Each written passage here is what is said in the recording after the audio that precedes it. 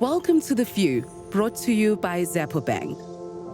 In this series, we explore the extraordinary journeys of a select inspirational few whose quiet revolutions have sparked change across the globe. Their stories are those of vision, tireless dedication, and unwavering belief. Stories that echo our own. What we see in them, we see in ourselves. What they believe, we believe. And that when human ingenuity and determination come together, anything is possible.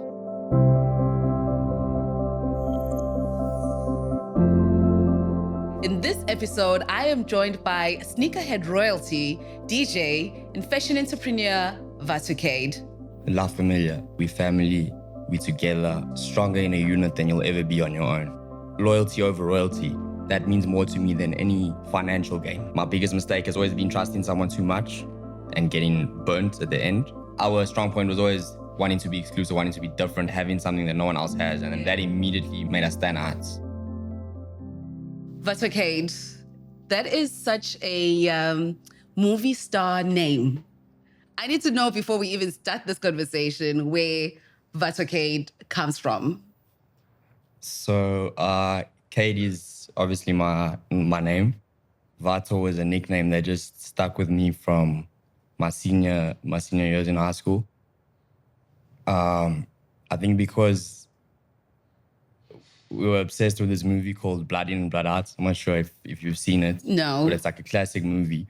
Me and all my friends were obsessed with this movie, and we got tattoos young, so we thought we were these guys. We used to call ourselves the Vatos. So Vato Kayde just stuck with me since then, I guess. That's incredible. When I speak up to people most of the time, the first thing I always think about, and this has a lot to do with psychological terms and how the developmental stages often influence who we become as adults, right? When you think about the environment that shaped you, what are some key markers that you think have really created Vato that's sitting in front of me today? I think just doing everything in a very non-traditional way. So I think just staying true to myself, what really interests me, and chasing my dream in the most non-traditional ways possible is what I guess shaped my persona and my character, I guess. When you think about your childhood, what memory comes up? I'm always curious, right? Because there's a lot of memories depending on which day someone asks you this question and which stage you're in. It's a different answer all the time. But sitting here today, when you think about your childhood, what memory shows up for you, and how do you think that memory has shaped who you've become today?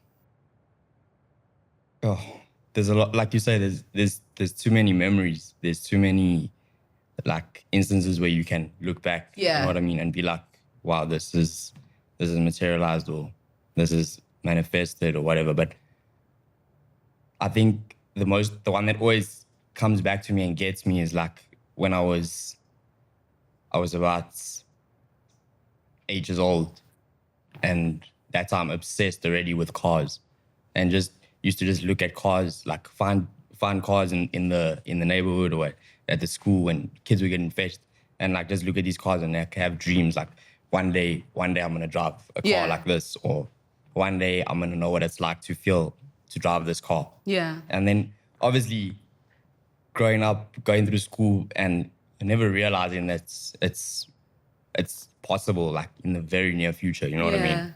So that always for me is like my biggest motivation, looking back at that. Were you the type of kid that was around a lot of other boys, or were you someone who spent a lot of time when you were young? And were the other boys dreaming the way that you were dreaming in the neighborhood? No. They were not? No. Like I was always, my friends would always call me, even my family would always call me the big dreamer, you know? Really? Yeah, out of the squad or the family or whatever, because I always had these crazy ideas, these crazy dreams. When you think about your big dreams, where did you see that life? For me, it was pretty weird in the way it materialized, not maybe directly from my passion with streetwear and sneakers, but in the aspect of forming this something different socially for people to network and to do something differently at the time. That was my goal. I'm like, okay, there's all these cool, like, that time, what was it, like Electronic House or something? All these cool parties and whatever, but like, it doesn't feel like there's a collective yet. I felt like there was no collective yet for like-minded people. So I'm like, what about if we introduce some sort of a brand or an idea to bring like-minded people together to experience something that they might all have a shared interest in. So I started this brand back then called We Are One, and it was an event brand. How old were you? Fresh out of high school. Okay. So 18. 18. That time I taught myself to DJ. Just had in school still. There would be little like house parties. People would be like, yo, you need to DJ at the house party. I'd be like, cool. How much is the equipment? And I'd find out how much to hire the equipment was be 800 Rand or 1,000 Rand at the time. Tell whoever's hosting the party, they'd be like, cool, let's make it happen. Hire the stuff. And then at the time I'm hiring the stuff and I'm DJing, I'm learning too. Yeah. So it was a learning curve for me, but I had no other means of learning because I didn't have the equipment. I didn't know anyone with the equipment. I didn't have the money to hire or to buy art. So as that started happening, people were like, okay, cool, this guy's actually a DJ now. Or he's actually getting better, you know? So that kind of grew with me from my senior year to out of school where I'm like, okay, now it's time to put this practice together, put this concept together and try and make it work. And at the time it was Vato at Monte Casino. I remember that? Yeah. Yes. So that was the first space that kind of heard me out because now you must remember I'm like this kid that's out of school. Yeah. Tiny. Yeah. They're like, probably look like you're still in school anyway. You got this big idea, this big dream, but not taking me serious. So one of the first places to give me a chance to prove them. And we did our first event and we marketed it completely differently. We were using video and interview and using at the time all these influential people that were tapped into what I thought at the time were the interests of We Are One, which is the brand, which is like we are all one, you know? And it was such a crazy success. The lines at Monte Casino were like full till the lift. Like security were like, with these kids from the north. It was just everyone. Yeah. People came from the north, people came from the south where I was from, people came from the west. My partner, she was from there. She helped me put like all these ideas and the marketing together from her end.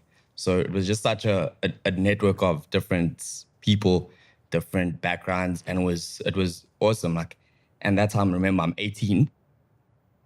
I didn't have to really pay any expenses out of my pocket at the time. So I just rolling capital, what I had at the time, maybe like 1 or 2 grand, 3 grand, because the rest of my expenses had to be paid after. So I have no option now of failing. So I'm like, okay, do or die. We go hard. Like I say, insane turnout, crowds of people everywhere. The club was at full capacity at like 9 p.m., 1,000 people. And we turned over, if I can remember correctly, it was like 120,000 Rand that night. So was that your first deal with the club where you were not actually a DJ, but you were actually throwing a party at the club? My party. Okay. So I'm like, and my arrangement with the club was whatever I make at the door is my money. Whatever they make at the bar is their money. So wait, you are extremely shy, right? Yeah. So how do these deals happen? Like, how do you approach the club owner? I'm just thinking like your energy is like such a contradiction because you're extremely shy, but also extremely ambitious in terms of, I think once you get your mind around something, you just really go hard. So the 18-year-old Vato, I imagine, is shyer than the 30-year-old Vato. Yeah. So how do you even start to have a conversation with the club owners at Vaca, which was really a big club at that time? It was popular. And how do you convince them to take a risk on you? To be honest, I don't know what made them believe me. obviously there were many other places I approached. Yeah. Remember that? It wasn't like one hit wonder. Okay. So I was like, had a few places in mind, but Vato was the one that actually took time to hear me out. I guess God just gave me an opportunity or told that man who was running Vato at the time, like, give the kid a shot or whatever, but we never looked back after that. I mean, they couldn't believe it at the time because they're like, who the hell are you? Like, where do you bring 1,500 people to a little club? Fill the club out, make 100,000 rand at that time, in like a few hours. Who is around you when all of this is happening? I think one of the things that I pick up in every engagement with you and every article I read about you is this idea of, I guess it goes back to even the creation of the concept We Are One. You have this community of people that you move with. Yes. Right? When you're doing all of this, who is around you and how do you believe they impacted your ability to keep dreaming bigger? My whole thing with life is like La Familia. La Familia, it's the whole point of the brand. You know what I mean? We family, we together, we for life, for our. It's just stronger in a unit than you'll ever be on your own. So when I feel like when you have a support system like that and when you're from like the real bottom with no support system, that you can become untouchable because you have people with you from day one who were there before there was anything. So they're there for their loyalty. You know what I mean? So my whole thing is loyalty over royalty. Yeah. I've said it before. That means more to me than any financial gain. And with that, I think comes a lot more in life, you know what I mean? With trusting, growing, helping others. Do you ever look back at your life and look at moments and think, that could have gone wrong? That could have gone significantly bad? Yes. Especially as it relates to moving with a group of people. Because, when you have this commitment to people, it does not necessarily mean that they have the same vision and ideas as you do. 100%. Have you had moments when you've looked back and thought, that could have really gone bad and I could have made a better decision than the one that I made? Yeah. I think there's a few moments looking back where I'm like, things really turned out better than they could have because, like you said, something could have gone seriously wrong. Yeah. But it all comes down to decisions, listening, understanding that not everyone around you has good intention. Absolutely. You might think that because you might have a genuine personality, thinking everyone is like you or everyone loves positivity or supports like you understand? But it takes a few encounters of getting hurt by someone or getting let down by someone to understand that, okay, as humans, we're not perfect and some people might have been raised different or have different values or different beliefs in you and they're going to let you down in some aspects. So my biggest mistake has always been trusting someone too much and getting burnt at the end. And it's happened more than I'd like to recount, but nothing where our lives have ever been in serious danger or jeopardy, you know what I mean? Yeah. It's just been bad decisions of trusting the wrong people, letting people close to you that shouldn't be close to you. Yeah. You understand? And how have you managed to remain committed to this idea of La Familia, even after being burned? I mean, I know I've had experiences where I've really trusted people or invested in people and walked away feeling a bit sour, and rethinking the whole idea of that deep commitment to people. What is it about you that allows you to go through those experiences and not change that idea of we are one? We still need to move as a unit, even if maybe the unit shifts and there's other people that move out and other people move in. Why is it so important for you to have this community of people and this movement with people, even after you've been burned? Because I believe that you can only do so much on your own you know, where you get to a point like, hey, there's too much on my shoulders right now. Yeah. Or what more can I possibly accomplish? So when you start collaborating and sharing ideas, you get in a different perspective, maybe from someone who might think a little bit differently, a little bit more creatively, or just from any different perspective that could have benefit for your own Development and development. growth. Yes. Yeah. So now it becomes a thing of where at the same time you also might have that same positive attribute to them in their growth. So that's the way I see it going forward. Your industry is not easy. I mean, I read about other shops that came before yours that were challenged by some of the issues that you're facing with robberies and setbacks, you know, that do impact the business financially. What is your strategy in dealing with some of those challenges, particularly when you've seen other businesses dissolve in front of your eyes? What do you think you're doing differently that's going to keep La Familia growing and present in the culture? I think just always being never comfortable, never feeling like we the best, we the established, you know what I mean?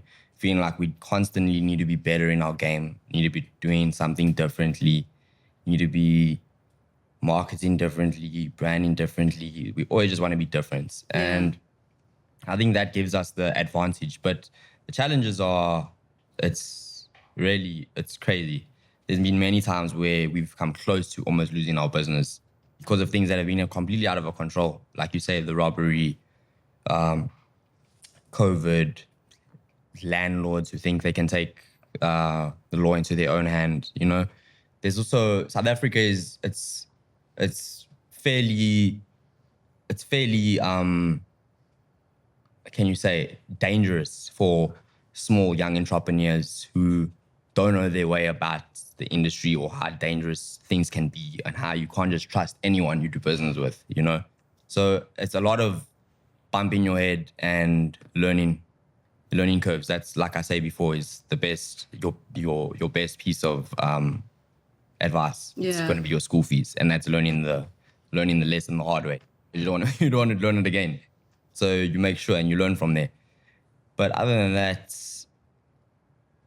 I would just being inspired as an individual and not wanting to give up on my brand or my business idea that I began with. Yeah.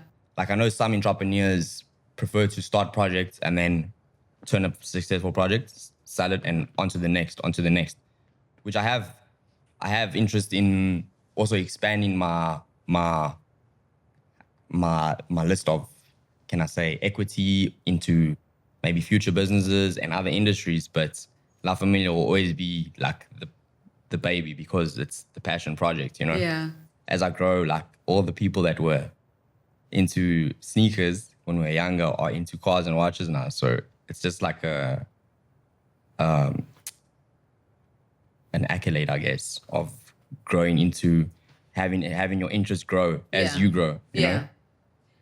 But the same bracket. There are many barriers to entry in your industry, and I think the most significant one is, of course, creating exclusivity around what becomes available in your shop.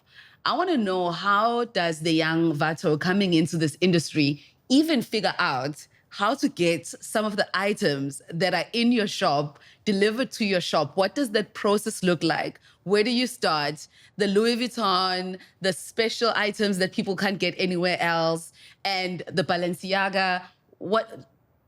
I think there's such a huge barrier to entry for a lot of people, not only just financially, but in just overcoming some of the challenges that come with gatekeepers. How did you deal with that, and what's the story behind figuring that piece out for your business? I think just having the urge to I have to find a way right now to have this because this is what my brand is about. You know what I mean? So whatever the means are, we're going to get this. Obviously, the barrier at that point is being a tiny little nobody in the industry of South Africa, which is small in an international fashion sense. Like, we're not even recognized by some international cities. Some brands don't want to really stock in South Africa. So at this point, we like, what's stopping these brands from getting here? Okay, no one has an account big enough to become an official distributor or retailer, or no one actually sees the potential of this brand, or people actually just don't understand the brand yet, or they're not aware of it yet. And I don't know what it is, if it's been like a specific personality type. You know, when you an admirer of certain things, not only fine things, but anything. Yeah. For example, you like specific coffee, you like specific perfume, you like specific texture of clothing on you. You know what I mean? You're very specific. So I've always been like one of these people that have had very specific interest in things. And when I started researching now as a young shop owner, what brands can we put in our store to be different? I was looking at stuff that interests me from an artistic perspective. So what looks pretty different? I don't want just random printed t-shirts that anyone can get. I want to be different, but we can't be too different where we bring in things and people don't even know what it is.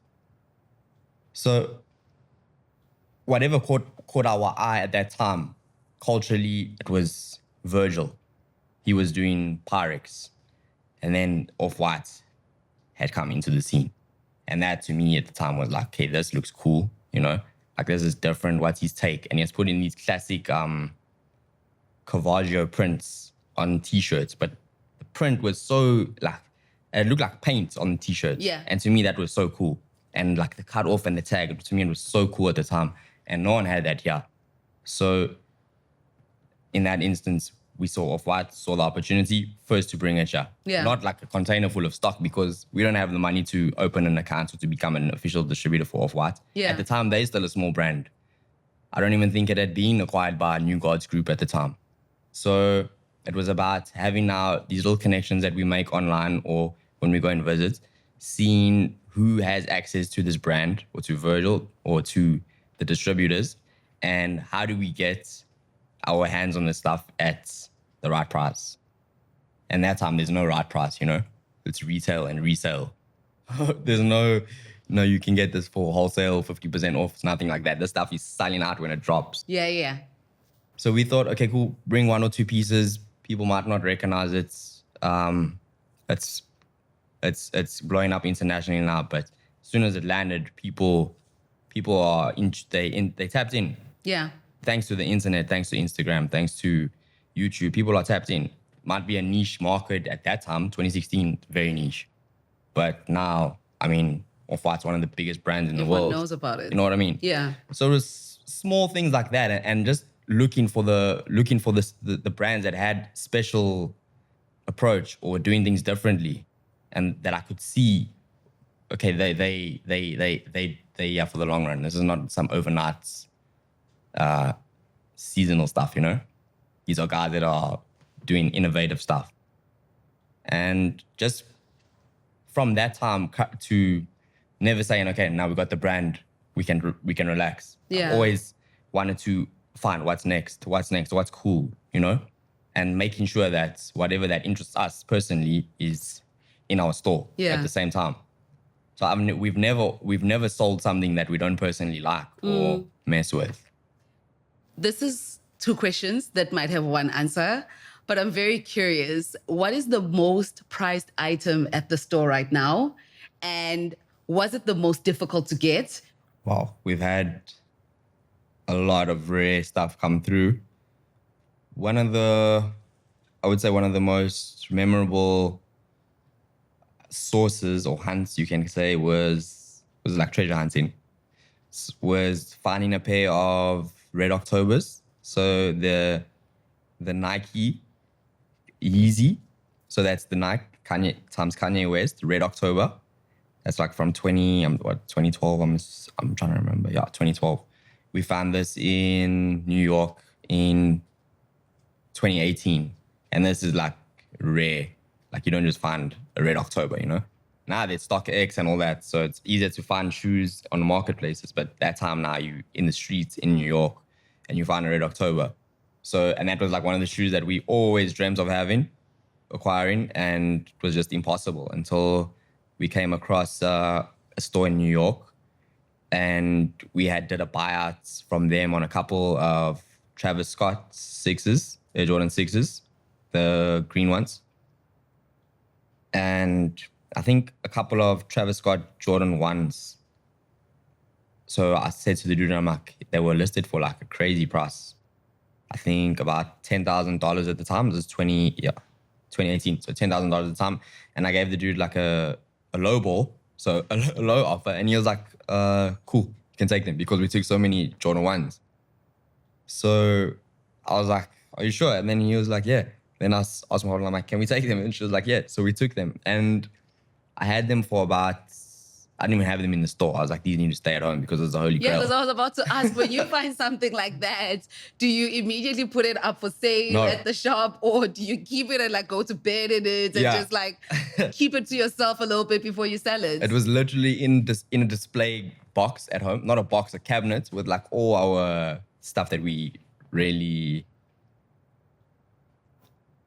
find significantly important to us, you know? Yeah. Little small memories or little small items that we think have like given us our reputation or our character of our brand.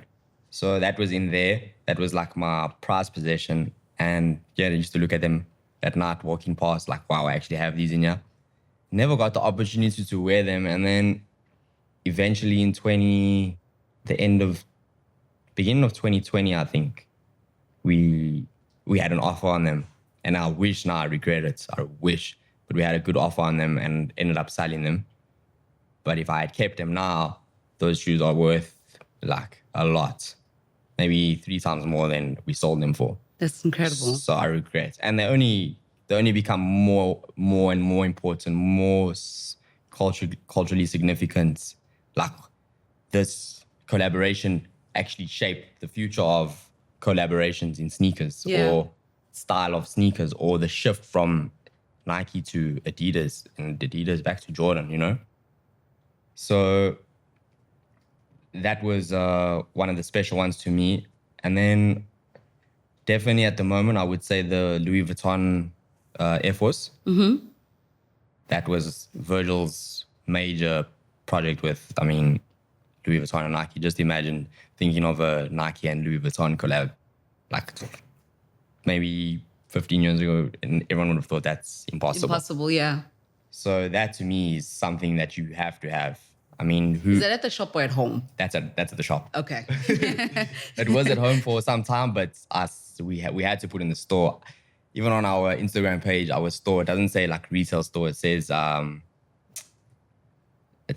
modern art museum. I love that. So we look at our stock as more of an artifact, or as more of a collection, special piece to your collection, than just a random item, you know? Yeah. We value it like that. I can't imagine you would have dreamt of what you do now as a young kid.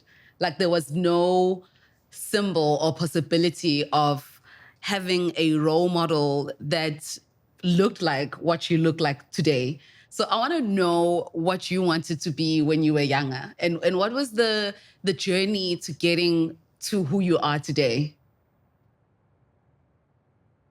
Yeah. I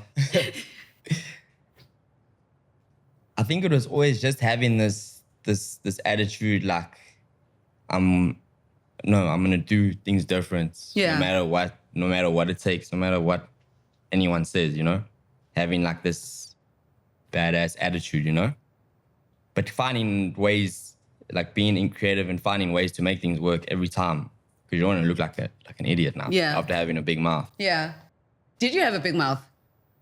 Yeah, I think not in an arrogant way. Yeah. Because like I said, I'm a shy person. Yeah. But once I think I can do something, I might be a bit overconfident. Okay. So then I've had to make sure, like, you can't mess up. Deliver on I your have word. to deliver, yeah. Okay, all right. Back to what you wanted to be. Role models, I don't know. I think I had very, very weird, not very untraditional, let's say, role models. Like I was really inspired by rappers at that time. watching like 50 Cent's movie, all these movies, and listening to the music and being like, these guys are actually telling the truth. You know what I mean? Like this isn't a movie he's telling the truth. He's telling his life story.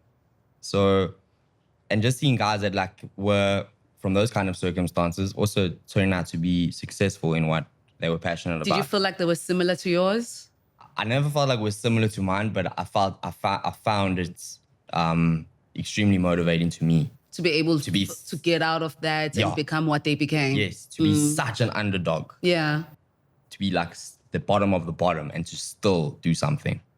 So that for me, and everyone's saying, no, you know, that's not real or whatever, but learning that some of these stories are real. Yeah. And some of these people who have done significant things in industries and in business that would have also been thought of impossible by everyone else.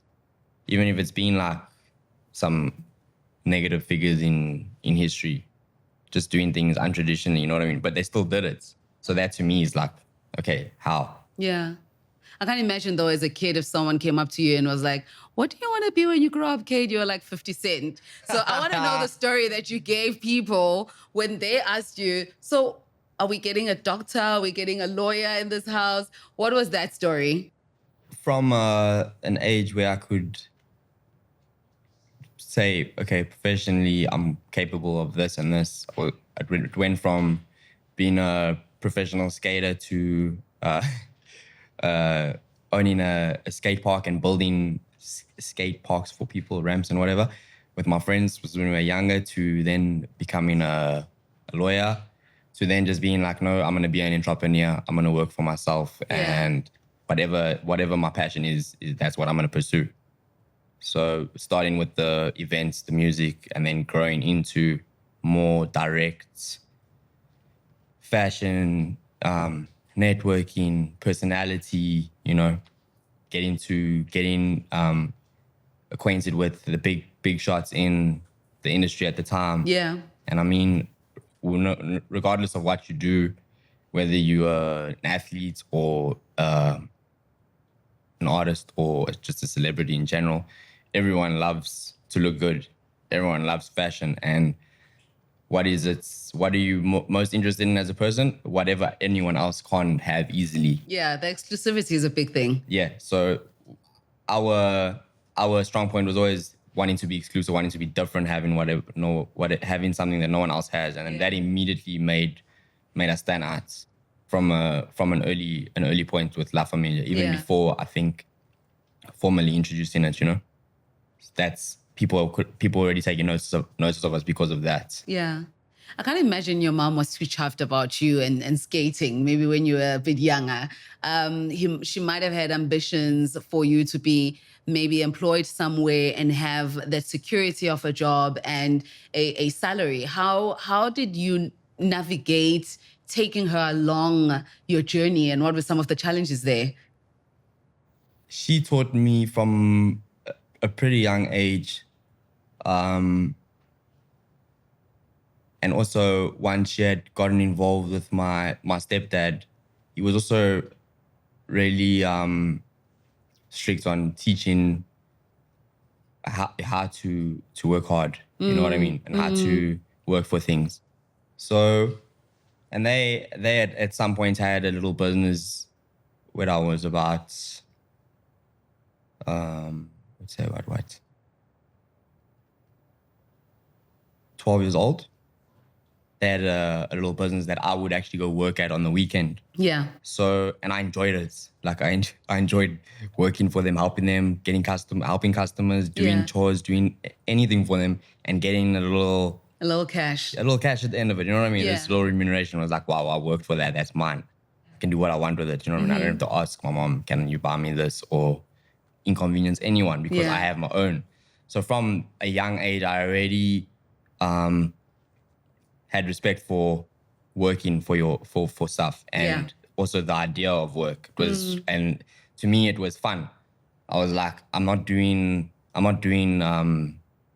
it's not a chore to me. It's something that's making money, and I can also have fun doing it. You know what I mean? So that was pretty motivating for me from that age to be like, I'd rather, instead of going to ride bikes with my friends today, while my mom is at work, I'd rather go make cash. And make money, yeah. So we'd go, my mom's friends or whatever would come to her house and I'd say, can I please wash the cars? I would do anything like that. Yeah. Go to my grandfather, ask him, can I come to work with him? Yeah. Go to work with him in the school holidays, you know what I mean? Yeah. I was always looking to work. And eventually getting a little bit older and also wanting to have nice things, you know, you want all the stuff that like all the cool kids in the school have. But with that, obviously inconveniencing your mom or draining anyone at home because just creating frustration. Yeah, you know, they have their own problems to deal with. And now you got to remember, this is like 2008. So things were really tough. My mom lost her business and things were just really tough for anyone. So the last thing I wanted was to now put more stress on my mom. So, and at this time now she's pregnant with my little sister. I'm in grade 10. So this is where I get this bright idea now to start selling clothes at school. So I don't know how at this age, but I got this contact with some, it was a foreign dude and he had all this, I don't know if you remember Ed Hardy. Yes. And Christian Agutier. Yes. That era. I remember that era. So this guy had this stuff and I would take like 1 t-shirt, 2 t-shirts, ask my mom to borrow me the money for 1 or 2 t-shirts, take them to school, sell them that week, then come back, get another one and sell them that week. And I would just continue doing that and saving this little cash away. And then I learned like at that time already, like, okay, this is pretty viable career option. But obviously I can't. I was like, that time my mom was like, what are you going to sell clothes out the boots of your car one day, you know? Yeah. So what are you going to do? Yeah. You need to, if you want to do that, you must go to school. You must go study business management. Learn how to run a business because you might have the idea, but if you don't have the skill, your business won't last. So I always had that fear, you know? You know, I'm listening to your story and one of the key theme I'm picking up is this chase for financial security. What was also interesting is hearing you speak very briefly about how your mom lost her business and how that impacted you.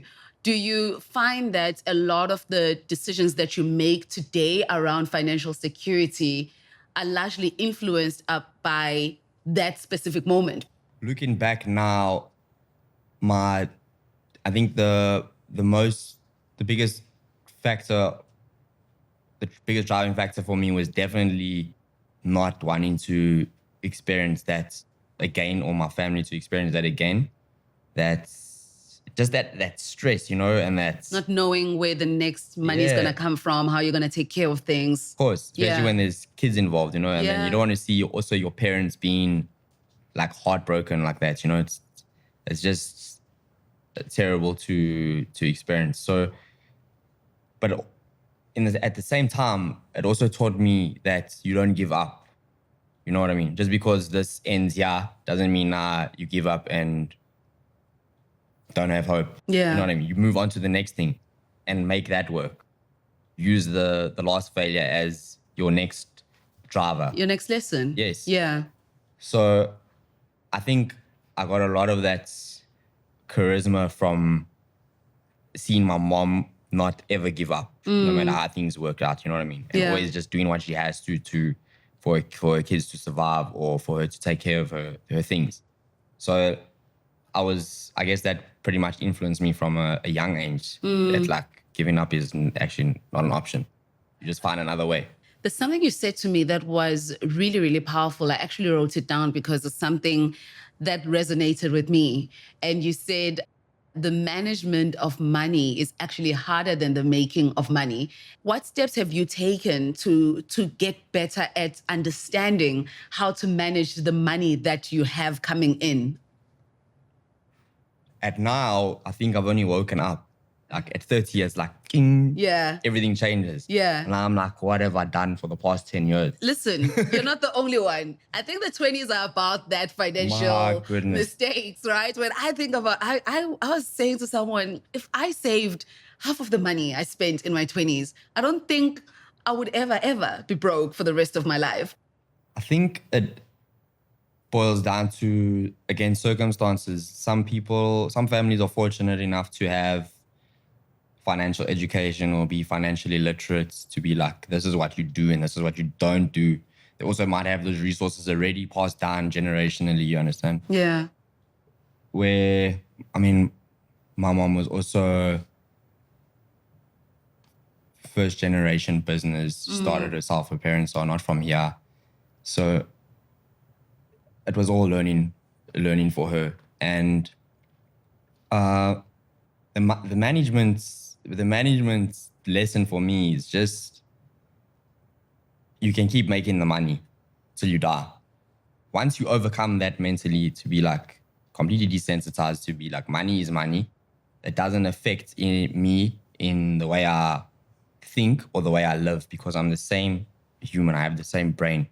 Once you desensitize to that, that idea of money, and it shouldn't control you, it can become a weapon for you or against you, you know? I'm working towards where it's meaningless to me and I can just keep making it. And that's something I learned with new research into trading, for example, and investing, you know? Yeah. When you become desensitized to it, to a point where it's meaningless, you can make it a million times. But where it controls you to like, this runs my life, I'm ruined because I lost my money, then it's gonna have that vice over you. So, and like I said before to you, the biggest lesson for me in the management was all the school fees, paying over and over and over and over, and not wanting to make those mistakes. And it's never ending. I'm not saying now because I'm 30 or because I've been doing business for 10 years plus that I've learned all the lessons. Yeah. And I've paid all my school fees, because I'm sure I'm far from it. I still consider myself very small, very young in the game. And I still feel like I have a long way to go. Like, I have a lot of goals and dreams to still achieve and to work towards. Yeah. So this is, I feel like, still an early start for me, but it's comforting and like inspiring to also to see people around you recognize your effort and the things you do. Vato, there's a lot that you decided to take on for the family very young. All these ideas that you came up with and wanted to execute very quickly. By the time that you were 26, you had bought your first car cash. I think by the time you were 21, a lot of things happened very early for you. But I always think about the sacrifices, right, that you have to make, especially when you achieve success at a very young age. What did those sacrifices look like for you? What was the cost of, at a very young age, deciding that you're going to figure out life for yourself? And you speak a lot about not wanting to be a burden, right, to your parents or to anyone else. What was the cost? What did you lose by pursuing that agenda as intensely as you have?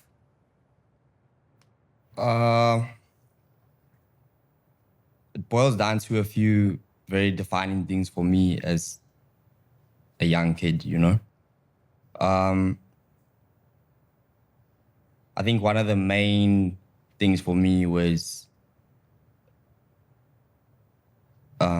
losing my father very young. So, and also someone who had a lot of potential but never had the right support system, and then ended up just with the wrong people and ended up wasting his life. So that side of my family was very, can I say, I always had a very soft spot for them. And then on the circumstances with my mom as well, there was no room to not let my mother down, as well as my family for my father down. So at the same time, not knowing how, I just knew that, okay, I don't want to go down that same road. Yeah. So do everything differently. Even though I'm not saying I'm a saint. Yeah. Still, we still grow up, get into trouble, do what you do when you're young, learn your lessons. But I had a fear. I always had this fear of failing and letting myself go like that. So I told myself at a very young age, at 14, I lost my dad. And I said, that's never happening. So I literally said, I'm going to do whatever it takes to be successful, or I'm going to die trying. But I'm not going to be a waste of potential because of circumstances or because of history or because of where we're from, or, none of it matters. The story is so inspiring. Thank you for spending time with me today. I think for anyone listening and watching, there are such clear takeouts around not allowing your circumstances and limitations to shape who you become, and really pursuing your goals with everything in you. But more than anything, the idea of taking the family along, I think it's a very powerful narrative that shows up a lot in everything that you share. So thank you so much. Thank you for sharing that. Thank you for giving me the opportunity. Appreciate it. Thank you for joining us. This has been The View, brought to you by Xapo Bank.